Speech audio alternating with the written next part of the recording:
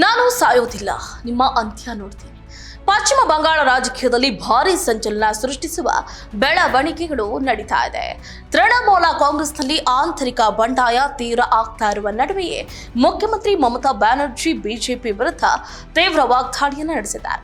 ನಿಮ್ಮ ಅಂತ್ಯ ನೋಡುವವರೆಗೂ ನಾನು ಸಾಯೋದಿಲ್ಲ ಅಂತ ಗುಡುಗಿರುವ ದೀದಿ ಅಗತ್ಯ ಇದ್ರೆ ಮತ್ತೆ ಶೂನ್ಯದಿಂದಲೇ ಪಕ್ಷ ಕಟ್ತೀನಿ ಅಂತ ಸವಾಲನ್ನ ಹಾಕಿದ್ದಾರೆ. ಟಿಎಂಸಿ ಬಂಡಾಯದ ಹಿಂದಿನ ಕಾರಣಗಳೇನು, ಮಮತಾ ಈ ಮಟ್ಟಿಗೆ ಆಕ್ರಮಣಕಾರಿ ಹೇಳಿಕೆ ನೀಡುವುದಕ್ಕೆ ಕಾರಣವೇನು ಅನ್ನೋದರ ಕಂಪ್ಲೀಟ್ ವರದಿ ಎಲ್ಲಿದೆ ನೋಡಿ. ನಿಮ್ಮ ಅಂತ್ಯ ನೋಡೋವರೆಗೂ ನಾನು ಸಾಯಲ್ಲ.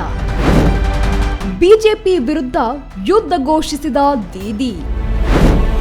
ಟಿಎಂಸಿಯಲ್ಲಿ ಬಂಡಾಯದ ನಡುವೆಯೇ ಮಮತಾ ಪವರ್ ಶೋ.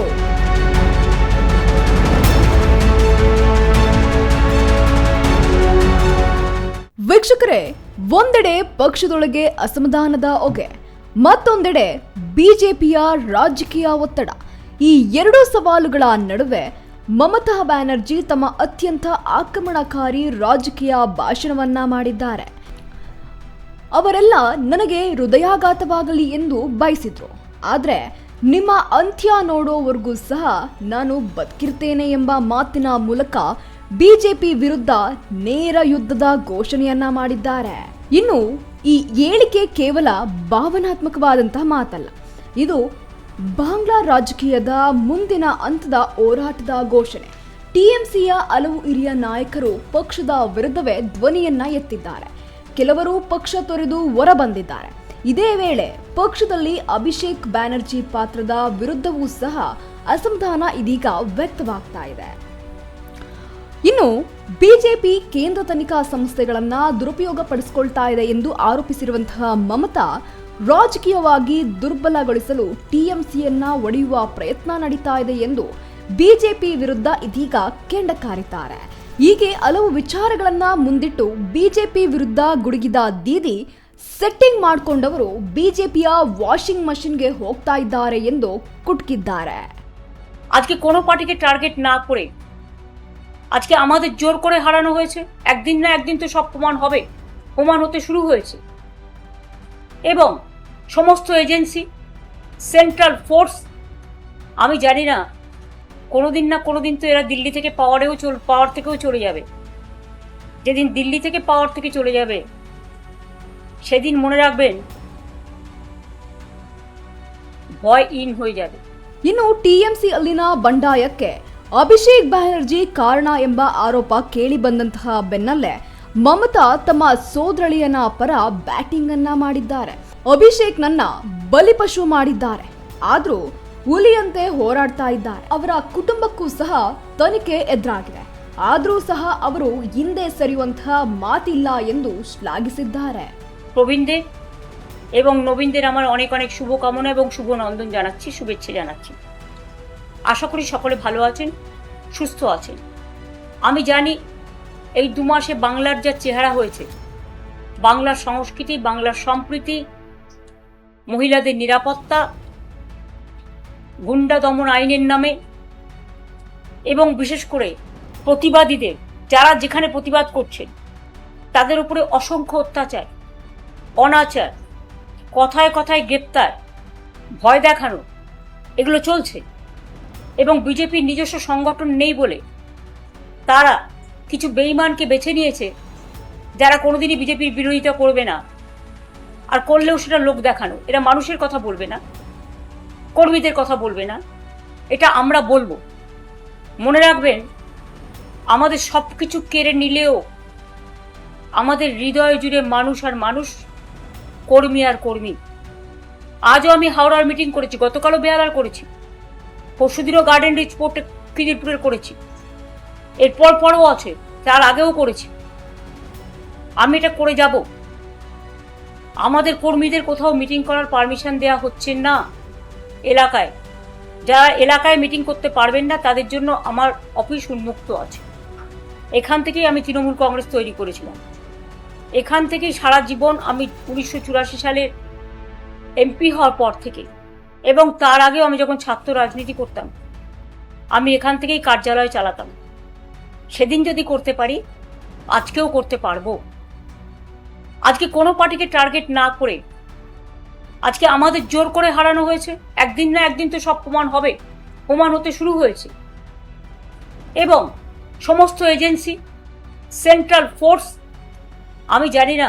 ವೀಕ್ಷಕರೇ, ಒಟ್ಟಾರೆ ಇದೇ ವೇಳೆ ಪಕ್ಷ ತೊರೆದ ಶಾಸಕ ಮದನ್ ಮಿತ್ರ ವಿಚಾರದಲ್ಲೂ ಮಮತಾ ಸ್ಪಷ್ಟನೆಯನ್ನ ನೀಡಿದ್ದಾರೆ. ಇಡಿ ಸಮನ್ಸ್ ಬಂದ ನಂತರವೇ ಅವರು ಬಣ್ಣ ಬದಲಾಯಿಸುವಂತಹ ಸೂಚನೆಯನ್ನ ನೀಡಿದ್ರು. ಅದಕ್ಕೂ ಅಭಿಷೇಕ್ಗೆ ಯಾವುದೇ ಸಂಬಂಧ ಇಲ್ಲ ಎಂದು ಹೇಳಿದ್ದಾರೆ. ಆದರೆ ಮದನ್ ಮಿತ್ರ ಮಾತ್ರ ಅಭಿಷೇಕ್ 6 ತಿಂಗಳು ನಾಯಕತ್ವದಿಂದ ಹಿಂದೆ ಸರಿಬೇಕು ಎಂಬ ಬೇಡಿಕೆಗೆ ತಿರಸ್ಕಾರವಾದಂತಹ ಕಾರಣವೇ ಪಕ್ಷ ತೊರೆದಿದ್ದಾಗ ಹೇಳಿದ್ರು. ಇನ್ನು ಇಷ್ಟೆಲ್ಲ ಬದಲಾವಣೆಗಳು ಆದರೂ ಸಹ ಮಾಜಿ ಸಿಎಂ ಮಮತಾ ರಾಜಕೀಯ ವಿರೋಧಿಗಳಿಗೆ ಅತ್ಯಂತ ದೊಡ್ಡ ಸಂದೇಶವನ್ನ ರವಾನಿಸಿದ್ದಾರೆ. বা অনেকে আছে যারা লক্ষ্মীর ভান্ডার পেতেন, আমার ঘরের মা বোনেরা, তাদের প্রায় 1 থেকে 1.5 কোটি বাদ দিয়ে দেওয়া হয়েছে। মিড ডে মিল ওয়ার্কারদের, যারা রান্না করতো, যারা মিড ডে মিল দেখতো, একটা করে ডিম খাওয়ার জন্য ছেলেমেয়েরা স্কুলে আসতো, পেট ভরে দুটো ভাত খেত, কিছু সাথে করে নিয়েও যেত। এবং সেই জন্যই কিন্তু মনে রাখবেন, বেঙ্গলে ড্রপ আউট রেটটা প্রাইমারিতে আমরা 0 করে দিয়েছিলাম। আর আজকে সেই ছেলেমেয়েরা ক্ষুধার্ত। হকাররা কিছু করে খেত, তাদের আপনারা পছন্দ করতে পারেন, না করতে পারেন। আমি জানি কিছু লোক পছন্দ করেন ফাঁকা রাস্তায় হাঁটতে, হাঁটুন না, অনেক রাস্তা আছে। কলকাতাতে অনেক কিছু হাঁটার জন্য করে দেওয়া হয়েছে, জেলায় জেলায়। কিন্তু বলুন তো, যে মানুষগুলো রুজি রোজগার কেড়ে নিয়েছেন আপনারা, জীবন জীবিকা কেড়ে নিয়েছেন আপনারা, লাখো লাখো মানুষ আজকে না খেতে পেয়ে মৃত্যু পথ যাত্রী হয়েছে। বারুইপুরে এত নৃশংস ঘটনা ঘটলো, শুধু বারুইপুর নয়। যারা বলছেন কামদুনিতে আমি যাইনি, আর যারা বলছেন আমি আরজি করের কেসে যাইনি, তারা ভুল বলছেন। হতে পারে তাদের কাছে তথ্য নেই। আমি নিজে ছুটে গিয়েছিলাম। ঘটনা ঘটার সময় আমি ছিলাম ঝাড়গ্রামে। আমি নিজে ওখান থেকে আস্তে আস্তে গাড়িতে ফোনে কথা বলেছিলাম তাদের পিতা মাতার সাথে। কামদুনিতেও তাদের পরিবারের কাছে আমি ছুটে গিয়েছিলাম। এটা বলবেন না আমি যাইনি। এবং আরজি করের বাড়িতেও আমি ছুটে গিয়েছিলাম। এটা বলবেন না আমি যাইনি। এবং তাদের জন্য আমি রাস্তায়ও নেমেছিলাম, অনশন মঞ্চেও গিয়েছিলাম, 3-4 বার মিটিং ডেকে তাদের সাথে কথাও বলেছিলাম। ভুলে যাবেন না, তথ্য কিন্তু সত্য কথা বলে। বলতে হয় বলুন, আমার কোনো আপত্তি নেই। কথা বলাটা তাদের অধিকার, তাদের স্বাধিকার। আমরা কারো অধিকার ಹರಣ করিনি। ಯಾರು ಸಹ ನನ್ನನ್ನ ತಡೆಯಲು ಸಾಧ್ಯವಿಲ್ಲ. 2024ರಲ್ಲಿ ಮತ್ತೆ ಪಕ್ಷವನ್ನ ಕಟ್ಟಿದೆ. ಅಗತ್ಯವಿದ್ರೆ 2026ರ ನಂತರವೂ ಮತ್ತೆ ಶೂನ್ಯದಿಂದ ಆರಂಭಿಸ್ತೇನೆ. ಈ ಮಾತಿನ ಮೂಲಕ ಪಕ್ಷದ ಕಾರ್ಯಕರ್ತರಿಗೆ ಹೋರಾಟದ ಸಂದೇಶವನ್ನ ರವಾನಿಸಿದ್ದಾರೆ.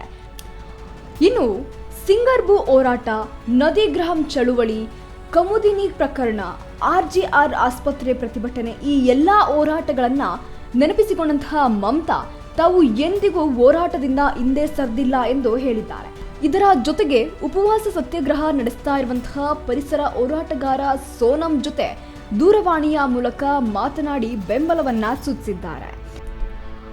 ಅಷ್ಟೇ ಅಲ್ಲ ವೀಕ್ಷಕರೇ, ಟಿಎಂಸಿ ಒಳಗಿನ ಬಂಡಾಯ, ಬಿಜೆಪಿಯ ಆಕ್ರಮಣಕಾರಿ ರಾಜಕೀಯ, ಕೇಂದ್ರ ತನಿಖಾ ಸಂಸ್ಥೆಗಳ ಭೇಟಿ, ಅಭಿಷೇಕ್ ಬ್ಯಾನರ್ಜಿ ನಾಯಕತ್ವದ ಪ್ರಶ್ನೆ ಇವೆಲ್ಲವೂ ಬಂಗಾಳ ರಾಜಕೀಯವನ್ನ ಮತ್ತೊಮ್ಮೆ ಕಾವು ಏರಿಸಿವೆ. ಮಮತಾ ಅವರ ಈ ಭಾಷಣ ಕಾರ್ಯಕರ್ತರಲ್ಲಿ ಹೊಸ ಉತ್ಸಾಹವನ್ನ ಮೂಡಿಸಬಹುದಾದ್ರೂ ಪಕ್ಷದೊಳಗಿನ ಅಸಮಾಧಾನವನ್ನ ತಣಿಸಬಹುದೇ ಎನ್ನುವುದು ಈಗಿನ ದೊಡ್ಡ ಪ್ರಶ್ನೆ ಆಗಿದೆ. ನೋಡಿದ್ರಲ್ಲ, ಟಿಎಂಸಿ ಒಳಗಿನ ಬಂಡಾಯದ ನಡುವೆಯೇ ಬಿಜೆಪಿ ವಿರುದ್ಧ ನೇರ ಸಮರ ಸಾರಿರುವ ಮಮತಾ ಬ್ಯಾನರ್ಜಿ ಅಗತ್ಯ ಇದ್ರೆ ಮತ್ತೆ ಶೂನ್ಯದಿಂದಲೇ ಪಕ್ಷವನ್ನ ಕಟ್ತೀನಿ ಅಂತ ಘೋಷಣೆಯನ್ನ ಮಾಡಿದ್ದಾರೆ. ಈ ಹೇಳಿಕೆ ಕಾರ್ಯಕರ್ತರಿಗೆ ಹೊಸ ಚೈತನ್ಯ ತುಂಬುತ್ತಾ ಇದೆಯೇ ಅಥವಾ ಬಂಡಾಯ ಇನ್ನಷ್ಟು ಉಲ್ಬಣ ಆಗುತ್ತಾ ಇದೆಯೇ ಅನ್ನೋದರ ಕಂಪ್ಲೀಟ್ ವರದಿ ಈಗ ಪಶ್ಚಿಮ ಬಂಗಾಳದಲ್ಲಿ ದೀದಿ ರಾಜಕೀಯದಲ್ಲಿ ಭವಿಷ್ಯದ ನುಡಿಯಲ್ಲಿ ನಿಂತಿರುವಂತದ್ದು. ಇದಾಗುತ್ತೆ ಇವರೆಗಿನ ಅಪ್ಡೇಟ್. ನೋಡ್ತಾ ಇರಿ ಸ್ಪೀಡ್ ನ್ಯೂಸ್. ನಿಮ್ಮದು ವೇಗ.